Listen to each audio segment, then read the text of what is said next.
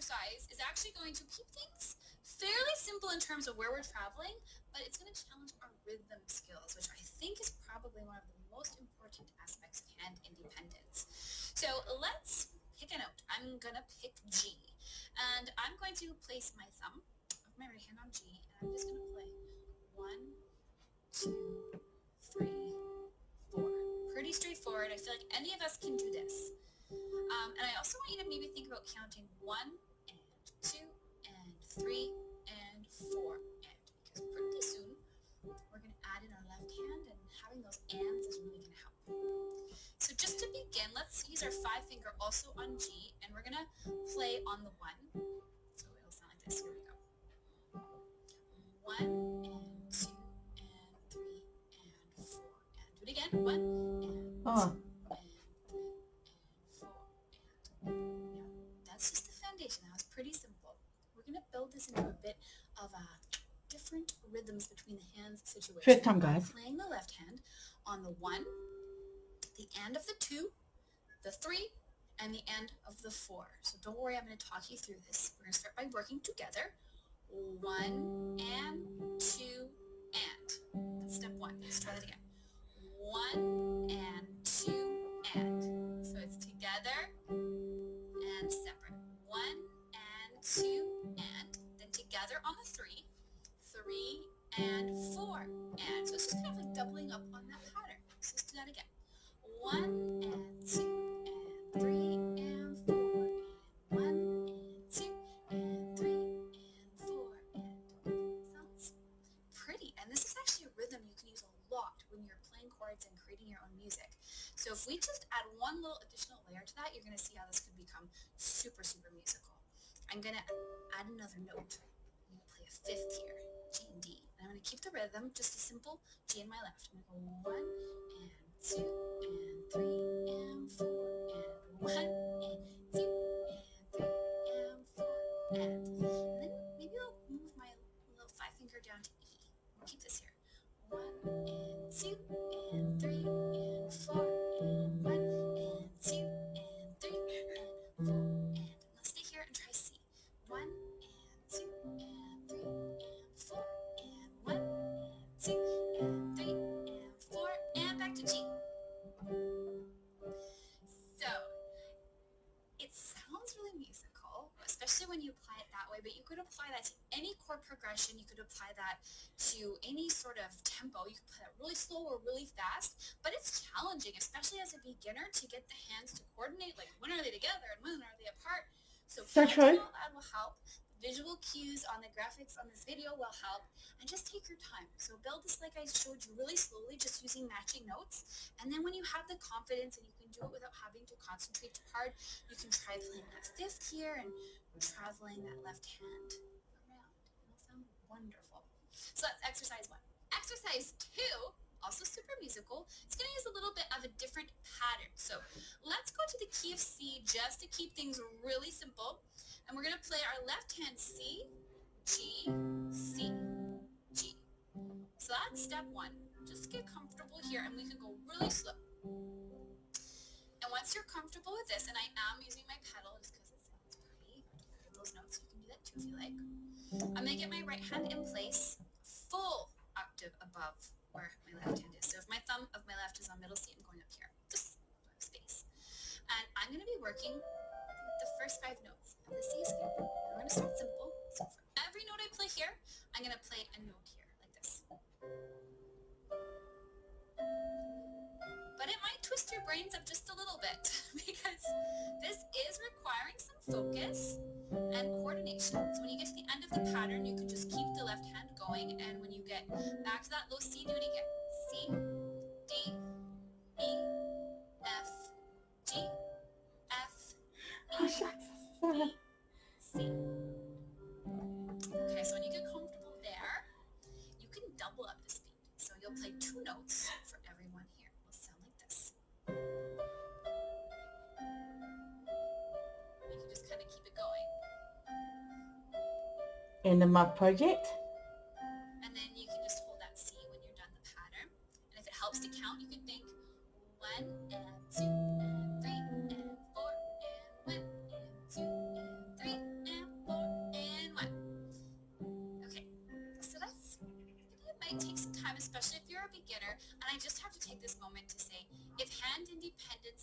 exercises aren't making you lose your mind, then they're probably too easy.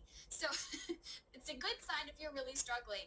That means that you're Good I developing am. a new skill. So it's going to feel like your brain and your hands are not connected, not part of the same body at first, especially if you're a beginner and these are new to you. That's a good sign. You have to go really slow and just trust the more you work at it, the more it'll sort of kind of come to you naturally. There have been exercises that I've learned that I swore I'd never get, and then you sleep on it, and then you practice, and you sleep on it, you practice, and eventually it's like, how did I find that difficult? So just keep that in mind. If this is really hard, you're not alone. It's normal. That means that you're doing it right. So we had our pretty little pattern, which we could double up, or we could just play like this. And again, you can keep that right hand where it is and travel the left. Move to the minor. So just move down 2 notes, which is going to bring us to A. And it's the same pattern. It's a root, a fifth, a root. And you're going to have a really musical sound. You can bring the doubling up in the speed. Let's go to F, C, F, C in that left hand. And then let's try G in the left hand.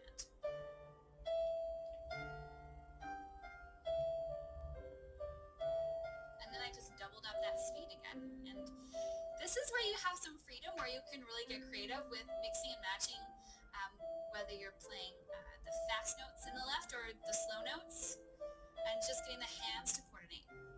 That's the biggest struggle. And then you can take it up one more notch if this is too easy for Oh, you. that sounds so nice. By switching between the hands. So instead of playing that 5-tone scale on the left, you're going to do it in the right. You're going to do it with the left. So I'm going to play that root fifth pattern in my right, and I'm going to. This is way harder for me, and oh my goodness, does it ever sound pretty? I am having to concentrate, and I'm going to try doubling the speed in my left hand in just a second. Here we go. I had to think about it. So I want you to see that because I practiced this. I've been playing the piano for a long time, and it was still hard. So practice switching the roles between the hands. It's shocking sometimes how it takes the brain a second to kind of switch gears, and that means you're on track. So work on that. And then I have one more for you. It's just a slightly more challenging, and I am going to take it into a different key signature because I promised something a little more challenging, but beginners can still do this too. It'll just take time. You can work your way up to it. We're going to play with a D major chord, which is D, F sharp, and A, but we're going to play them in a different order. We're going to play D, A, F sharp, and A. So this is the pattern that we're going to be playing with our left hand. So you really want to be able to feel like you're confident with this before you add the right in, because it's going to bend your brains up. So when you're good here, you can even think bottom, top, middle, top. You're going to add in the notes with your right hand like this. So I'm doing very different things between my hands, but they're the same notes. My right hand's going, just playing those triad notes in broken form. So I'm just going from the bottom, middle, top, middle, bottom. So this is just continual motion. So the tricky part is because our hands are doing different things. So start here. Be really careful. Make sure you're doing it correctly, because I can mess this up and not really realize it. And when you're comfortable, you can add the pedal in and try to make it really. You can go fast. Try that again. You can go fast like this. Take some thinking. So this one's like a roll, and this one's this. The hand motion is completely different, and that's why this one will throw you for a loop. Once you're comfortable there, I suggest moving your hand position. So let's get that started over again. Top, bottom, top, middle, top, bottom, top, middle, top. And then we'll move our left hand to a B minor shape. So I'm going to play B, D, and F sharp in that same pattern. And my left hand is in my right hand. Is it changing? And then I'll move to a G with my left. This is surprisingly difficult to do while talking. I'll go to A. And back to that D. So this one's a lot challenging. I said it was a little bit challenging, it's a lot challenging. And again, I want to challenge you even further to switch the roles. So you can make this hand do this pattern.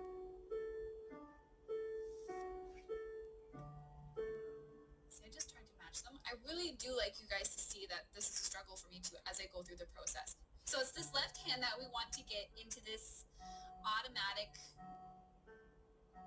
rolling through of that triad. Bottom, middle, top, middle, and then this is the hand. It does the change. So much harder to do. But that's what it's all about. And you can move that through the progression as well. So just take these ideas, master them, and then make them your own. All I did was pick varying sort of opposing patterns, motions, rhythms between the hands and apply them to chord progressions. And so what you end up with is a really musical exercise that you can actually apply to your songs. Make something amazing out of. That's also challenging your hand independence and helping you to grow as a piano player. So comment below. Like I said, I'm really excited to see how these go for you. Maybe they'll be easier, maybe they'll be harder. Maybe you'll have very funny things to say about your brains being disconnected from your body. Either way, I always hang out in the comments and I love to see what you have to say. So happy practicing and we'll see you around. So I guess you guys see what I'm going to be working on this month.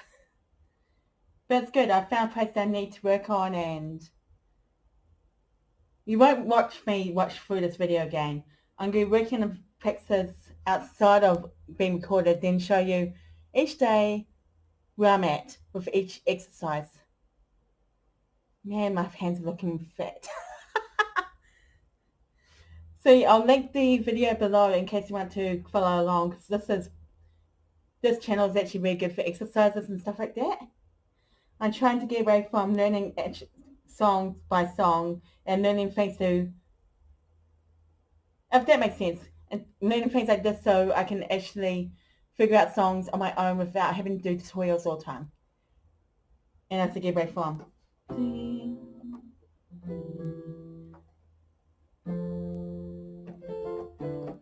You know what I mean. The way this plays. But yeah, there we are.